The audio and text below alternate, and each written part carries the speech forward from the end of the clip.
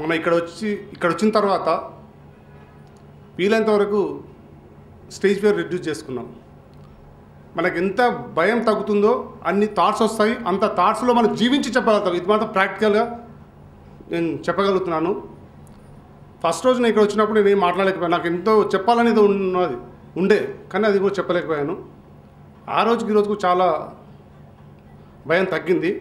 నా మైండ్లో ఎన్నో థాట్స్ ఉన్నాయి, కానీ ఈ భయం అనేది ఆ థాట్స్ను పైకి రానివ్వట్లేదు, నొక్కి పడుతుంది. వీలైనంతవరకు మనం ఎంత తగ్గించుకుంటే అంత తొందరగా మనం దాన్ని ఇంప్లిమెంట్ చేయగలుగుతాం. ఆ పాత్రలో మనం జెస్టర్స్, మన యాక్షన్స్ ఆటోమేటిక్గా ఆ పాత్రతో తగిన విధంగా మనం జీవించగలుగుతామని చెప్పి నా ఉద్దేశం.